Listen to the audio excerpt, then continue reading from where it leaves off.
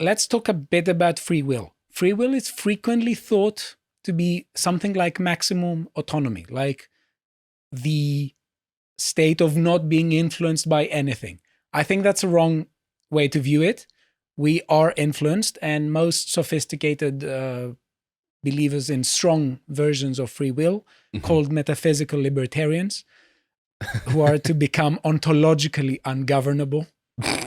Yeah, they do accept that we are influenced, and I count myself among that tradition. So I am a metaphysical libertarian. So I do think that we are influenced.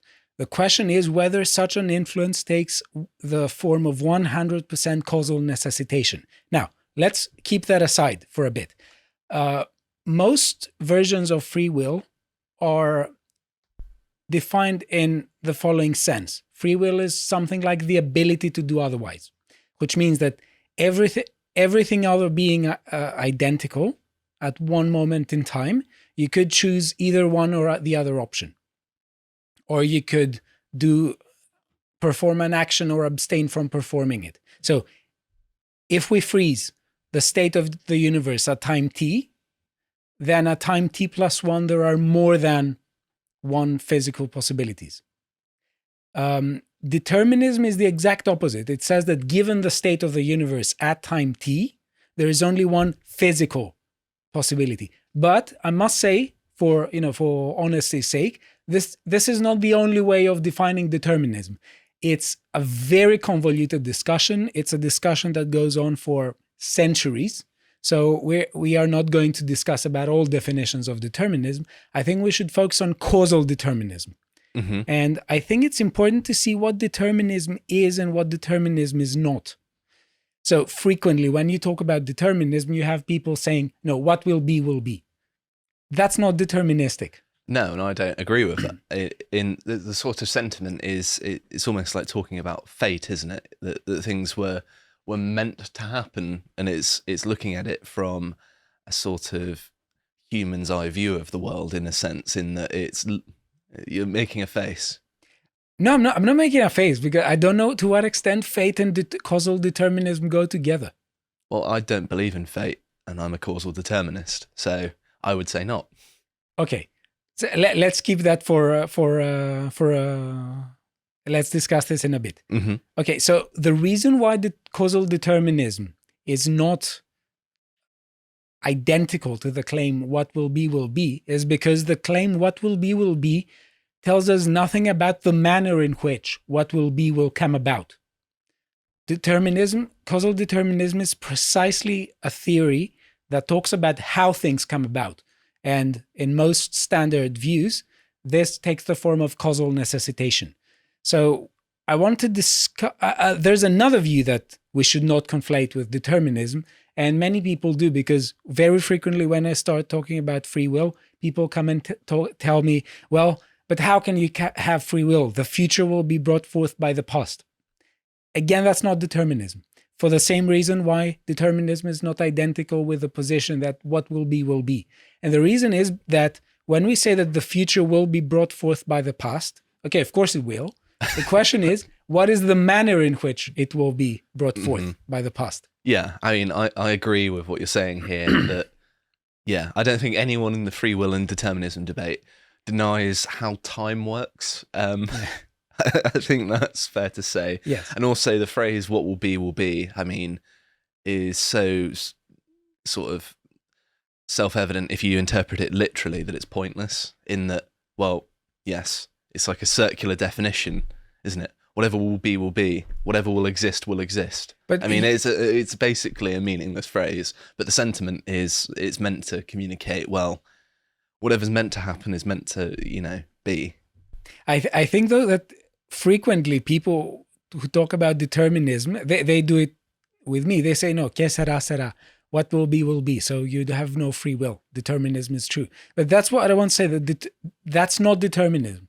Determinism is a theory that has to do with the manner in which what will come about. It's not just what will be, because what will be regardless, even if you live in an indeterministic universe. It's consistent with both free will and determinism. If Yes. you assume what they say is true. Yes. So another thing, we have some quotes about determinism that I want to share. One is the quote by William James, the American pragmatist. He writes, "What does determinism profess? It professes that those parts of the universe already laid down absolutely appoint and decree what the other parts shall be. The future has no ambiguous possibilities hidden in its womb. The part we call the present is compatible with only one totality. Any other future complement than the one fixed from eternity is impossible.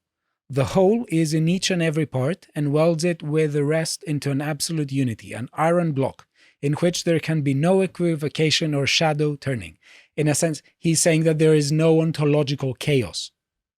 Okay, that could have been phrased a lot better, in my opinion. I agree with that, and I still didn't know where they were coming from. Okay, so we have another quote by Laplace. That is a very frequently cited quote. I like this one, though. Yeah, let's see. He was writing on the philosophical essay on probabilities. That is the name of the text. And let us see the statement he puts forward when he's talking about what is known as Laplace's demon hypothesis. He says, "We ought then to regard the present state of the universe as the effect of its anterior state and as the cause of one which is to follow. Given for one instant an intelligence which could comprehend all the forces by which nature is animated and the respective situation of the beings who compose it, an intelligence sufficiently vast to submit these data to analysis, it would embrace in the same formula the movements of the greatest atom. For it, nothing would be uncertain, and the future, as the past, would be present to its eyes. The human mind offers, in the perfection which it has been able to give to astronomy, a feeble outline of this intelligence." And this was written in 1820. So, do you like this quote? Yeah, I could have sworn there was more to it than that, but yeah. I'm not going to quote the whole book. Missing out, I tell you. But yeah, I really like the sentiment. The sort of Laplace's demon sort of thought experiment was one of the things that helped determinism click for me, because I went into university basically just like, how can you believe this? This is silly. And I was quite a strong advocate of free will. And then one day, after grappling with it for so long, it just clicked. And I was just like, oh yeah, actually they do have a point. And I was just being kind of a bit pig-headed about it. So I know there's never more zeal than in a convert, but to talk about Laplace's demon quickly, yeah, I think that if you have this hypothetical being, entity, demon, God, whatever you want to call it, and they know the position of everything in the universe, then they can predict the future, because every atom in every brain, every solar system, the whole thing, they know how all of the forces intricately relate to one another. And when you put it in those terms, I think it makes people realize that, okay, yes, you because you can predict things in the world quite well, particularly with the sciences, then there has to be some sort of explanatory utility to that mode of thinking. And of course, I think you might say that, and this is to your credit, that, of course, things are determined. The question might be, are they determined for human beings? Because I don't know where you stand on drawing the line on what is determined and what is free. I would imagine that the best case could be made for human beings, because we are conscious.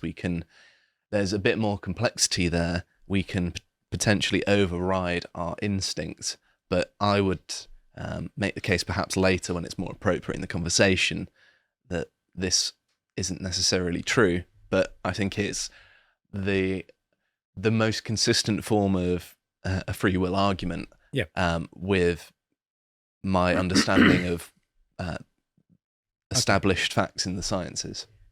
we should definitely revisit this question. But Mm-hmm. I want to focus a bit on this quote because I want to also bring in the problem of induction that Hume immortalized. Because the thing is that it seems to me that Laplace is saying we have astronomy. We can explain the motions or the motion of, let's say, the lunar bodies we are observing.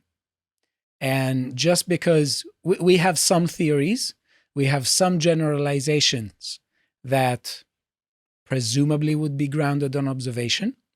And on the basis of these generalizations, we are making a leap about how causation operates in the entire universe, observed and unobserved. So I'm not saying that there is no reason to make this leap. There's a very good reason, in my opinion. There is a reason, but I don't know whether this reason is a conclusive reason to think that this is a generalization that holds of necessity. And the reason is because we may have physical theories that get constantly confirmed because the data we encounter confirms them. But confirmation is not necessarily verification. There's a difference between, because we could say that confirmation has to do with the idea that something has not been falsified. But a generalization not being falsified is not something that necessarily is a generalization that is verified. And let me give you the example by David Hume. It's the problem of induction. I have talked about it before, but it's good to remember it because it's really prevalent into this discussion, and it's really interesting in showing methodology. And I think it's really important to talk about methodology and how we think, or rules of good procedure and rules of good inquiry. So what David Hume was saying is that before the English went to Australia, they had never seen a black swan before. All their observations suggested that the generalization, all swans are white, was true. And they had the habit of thinking that it's necessarily true. But he says that all their observations prior to viewing a black swan were confirming the generalization, all swans are white. But at some point they came across a black swan. And that was what we now call black swans events.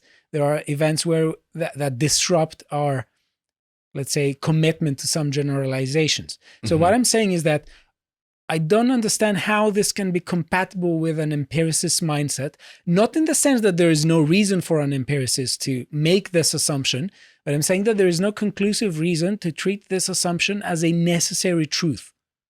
That's what I'm saying. And, the reason why I say this is because very frequently those who reject free will, they are appealing to the kind of hypothesis that Laplace made as being a necessary truth. To watch the full video, please become a premium member at lotuseaters.com.